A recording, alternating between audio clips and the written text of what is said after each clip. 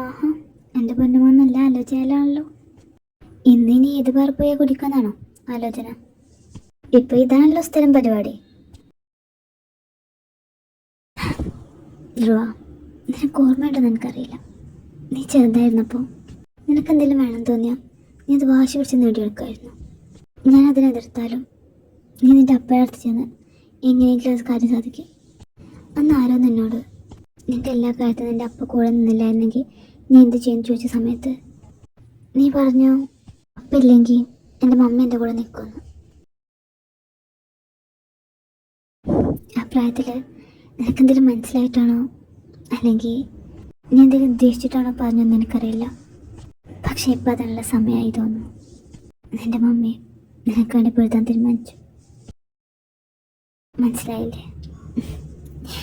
നോക്ക്, നമ്മൾ ആരായിട്ട് പ്രണയത്തിലാകുമെന്നുള്ളത് നമ്മുടെ കയ്യിലല്ല. പക്ഷെ പ്രണയത്തിലായി കഴിഞ്ഞാൽ അതവിടെ നിർത്തണം എന്നുള്ളത് നമ്മുടെ കൈകളിലാണ്. അതുകൊണ്ട് തന്നെ നീ ഇപ്പം ഇത് വിട്ട് കളഞ്ഞാൽ നഷ്ടം നിനക്ക് മാത്രമാണ്. നീ നിൻ്റെ പ്രണയത്തിനായിട്ട് പോരാട്. നിൻ്റെ കൂടെ നിൻ്റെ ഈ മമ്മി ഉണ്ടാവും. മമ്മി വെറുതെ പറയില്ലല്ലോ അല്ലേ? അല്ലല്ലോ, എൻ്റെ മോൻ്റെ കൂടെ ഇപ്പം അല്ലെങ്കിൽ പിന്നെ എപ്പോൾ ഞാൻ നിൽക്കുക. ഇതേ നോക്ക്, ഇന്നലെ നിന്റെ കാശി പോകേണ്ട ദിവസം ഇപ്പം നീ ചെന്ന് അവൻ്റെ അടുത്ത് കാര്യം പറഞ്ഞില്ലെങ്കിൽ നിനക്ക് അവനെ ഒരിക്കലും കിട്ടാൻ പോകുന്നില്ല. എനിക്ക് ഞാൻ പോകണം. പക്ഷെ മമ്മി, അപ്പം എന്തെങ്കിലും ചെയ്താ? നിൻ്റെ അപ്പയുടെ കാര്യം അങ്ങനെയൊക്കെ ഞാൻ നോക്കി വെച്ചിട്ടുണ്ട്. അത് ഞാൻ നോക്കിക്കോളാം. നിൻ്റെ അപ്പ കാശി എന്തെങ്കിലും ചെയ്യുന്നതാണ് നിൻ്റെ പേടിയെങ്കിൽ അതിൻ്റെ ആവശ്യമില്ല. Because he's A strong boy. അവനെ സംരക്ഷിക്കാനേ അവനറിയാം. പിന്നെ നീ ഉണ്ടല്ലോ അവൻ്റെ കൂടെ. പിന്നെ രണ്ടാമത്തെ കാര്യം, നിൻ്റെ അപ്പ അങ്ങനെ എന്തെങ്കിലും പഠിത്തരം ചെയ്യണമെന്ന് അതിൻ്റെ പേടിയെങ്കിൽ അതും വേണ്ട. അങ്ങനെ പുറത്തേക്ക് നല്ല ഭീകരനാണെങ്കിലും ഉള്ളിൽ വെറും പാവ ഒരു പേടിത്തുണ്ട്. ആത്മഹത്യ ചെയ്യാനുള്ള ധൈര്യമൊന്നും നിൻ്റെ അപ്പയ്ക്ക് തൽക്കാലത്തിനല്ല. ഇതൊക്കെ വെറും ഷോ ഓഫ് അല്ലടാ. അങ്ങനെ എന്നേക്കാൾ കൂടുതലായിട്ടൊന്നും നിനക്കറിയില്ലല്ലോ. അതുകൊണ്ട് തന്നെ നീ ചെല്ലാൻ നോക്ക്. നിൻ്റെ അപ്പയുടെ കാര്യമൊക്കെ ഞാൻ നോക്കിക്കോളാം. Thank you mummy. Thank you very much. Love you too. ചെല്ല്.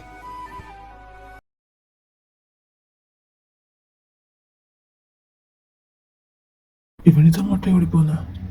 വേറെ അങ്ങോട്ടല്ല, അവൻ്റെ ജീവിതത്തിലേക്ക്, അവൻ്റെ കാശിയുടെ അടുത്തേക്ക്. നീ എന്തൊക്കെയാ പറയുന്നേ? കൂടെ കൂടെ വട്ടാ പോന്ന തോന്നണ. വട്ട് നിങ്ങളുടെ കെട്ടിർക്ക്. എക്സാക്ട്ലി. ഞാൻ എൻ്റെ കെട്ടിയുള്ള കാര്യം തന്നെ പറഞ്ഞു. ഇത് പ്രേമിച്ചാന്ന് ഞാൻ നോക്കൂല, എടുത്തിട്ട് എടുക്കും ഞാൻ. നിനക്ക് എന്താടി? അതൊക്കെ പോട്ടെ. ധ്രുവ ഇപ്പം അങ്ങോട്ട് പോയത്? നിങ്ങൾക്ക് എന്താ മലയാളം പറഞ്ഞാൽ മനസ്സിലാവില്ലേ? ഞാൻ പറഞ്ഞില്ലേ കാശിയുടെ അടുത്തേക്ക്. എന്തിന്? നീയും പാടെ എന്നെ ഒറ്റപ്പെടുത്താണോ? ഇത്ര ദിവസം ഞാൻ നിങ്ങളുടെ കൂടെ ഇരുന്നത്, ഇനി എൻ്റെ മോൻ്റെ കൂടെ നിൽക്കട്ടെ. അവനെ വേദനിപ്പിച്ച് മതിയായില്ലേ നിങ്ങൾക്ക്? അവൻ ഇവിടെ കിടന്ന് സഫർ ചെയ്യുന്നത് നിങ്ങൾ കാണുന്നില്ലേ? ഉള്ളായിരുന്നോ നിങ്ങൾക്ക് അവനോടുള്ള സ്നേഹം? ഞാനവനെ സ്നേഹിച്ചിട്ടില്ല എന്നാണോ നീ പറയുന്നത്? അവനെപ്പോഴും നല്ലൊരു ജീവിതം ഉണ്ടാണെന്ന് മാത്രമേ ഞാൻ ആഗ്രഹിച്ചിട്ടുള്ളൂ. അവനെപ്പോഴും ഹാപ്പി ആയിട്ടിരിക്കണം, അത് മാത്രമേ ഞാൻ ചിന്തിച്ചിട്ടുള്ളൂ. അതാണോ ഞാൻ അവനോട് ചെയ്യുന്ന ക്രൂരത? പറ. നിങ്ങളുടെ ഭാഗത്ത് നോക്കിയാൽ നിങ്ങളായിരിക്കും ശരി, പക്ഷെ അവൻ്റെ സന്തോഷം കാശാണ്. അവൻ്റെ കൂടെ ആകുമ്പോഴേ അവന് സന്തോഷമുള്ളൂ. അവൻ്റെ സന്തോഷമാണ് നിങ്ങൾ ആഗ്രഹിക്കുന്നെങ്കിൽ ഇനി നിങ്ങൾ അവനെ തടയരുത്. പക്ഷെ ഞാൻ അവനിൽ കണ്ട സ്വപ്നങ്ങൾ, എൻ്റെ ആഗ്രഹങ്ങൾ, ഇതിനൊന്നും ഒരു വിലയില്ലെന്നാണോ നീ പറയുന്നത്? എന്തിനോ നിങ്ങളുടെ ആഗ്രഹങ്ങളും സ്വപ്നങ്ങളും അത് നിങ്ങളിലൂടെ സാധിക്കുക. നിങ്ങളുടെ സ്വപ്നങ്ങൾ എന്തിനാ അവൻ്റെ മേലെ അടിച്ചമർത്തുന്നത്? ഇത് നോക്ക്, നമ്മുടെ ആഗ്രഹങ്ങളും സ്വപ്നങ്ങളും അത് നമ്മളിലൂടെ വേണം സാധിക്കാൻ, അല്ലാതെ വേറൊരാളിലൂടെ ആവരുത്. അവൻ്റെ ലൈഫ് അത് അവൻ്റേത് മാത്രമാണ്. അവൻ്റെ സ്വപ്നങ്ങളും അവൻ്റെ ആഗ്രഹങ്ങളും മാത്രമേ അവിടെ വിലയുള്ളൂ. നമ്മുടെ സ്വപ്നങ്ങൾ അവരിൽ അടിച്ചമർത്തല്ല വേണ്ടത്. പകരം അവൻ്റെ സ്വപ്നങ്ങൾക്ക് നമ്മൾ സപ്പോർട്ട് ചെയ്യല്ലേ വേണ്ടത്. പക്ഷെ എനിക്കിതൊന്നും ഞാൻ പറയുന്നേക്ക്, നമ്മൾ ഒരുപാട് സ്വപ്നം കണ്ട ജീവിതമല്ലേ ഇപ്പം നമ്മൾ ജീവിച്ചു തീർക്കുന്നത്. അതുപോലെ അവനും ജീവിക്കട്ടെ ബേബി, അവൻ്റെ ഇഷ്ടം പോലെ.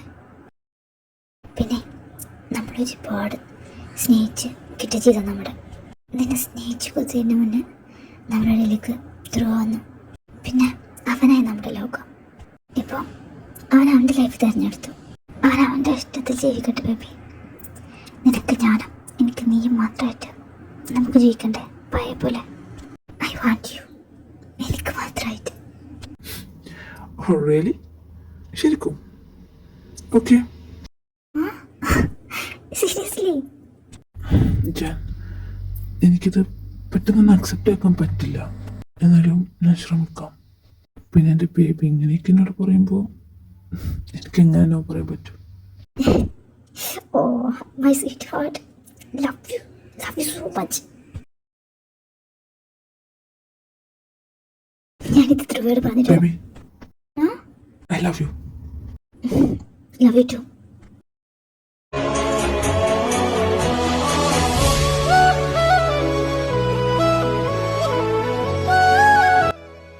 ഇവിടെ ആരില്ലല്ലോ, അവർ പോയോ? കാശിയൊന്ന് വിളിച്ചോക്കാം. ഇവനെന്താ ഫോൺ എടുക്കാത്ത? സബാൻ, സബാനെന്ന് വിളിച്ചോക്കാം.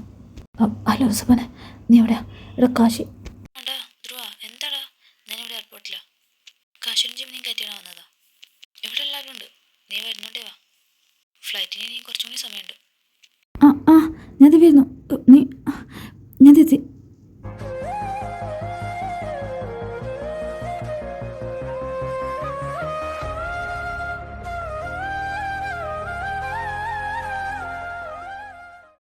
നീ എത്തിയോ? നീ എന്തെങ്ങനെ ഓടിക്കാന്ന് വെച്ച്? എനിവേ അവര് പോയി.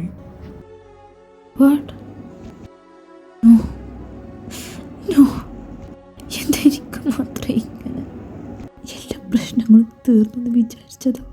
വീണ്ടും നഷ്ടപ്പെടാനായിരുന്നെങ്കിൽ എന്തിനെന്നെ വീണ്ടും ആഗ്രഹിപ്പിച്ചത്? അവരെന്നല്ല എന്നോട് അങ്ങനെയൊക്കെ പറഞ്ഞപ്പോൾ ഞാൻ അവരെ തടയേണ്ടതായിരുന്നു, പോകണ്ടെന്ന് പറഞ്ഞിട്ട്. പക്ഷെ ഞാനത് ചെയ്തില്ലോ. എനിക്കവരെ വേണം, എനിക്കവരെ കാണണം. ധ്രുവ, ഞാൻ പറയുന്നേക്ക്. ഞാനിനി എന്താ ചെയ്യും? നീ എന്നൊന്ന് പറഞ്ഞതാ. അയ്യേ, നീ ഇങ്ങനെ കുട്ടികളൊപ്പം കരയില്ലടാ. ഇത് നോക്ക്, നിന്റെ കാശി എങ്ങോട്ടും പോയിട്ടില്ല.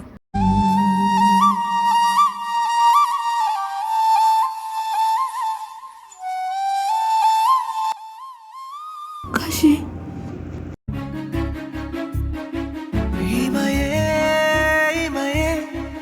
വിലകും ഇമയെ വിഴിയേ വിഴിയേ പിരിയും വിഴിയേ എത് നീ എത് ഞാൻ ഇதை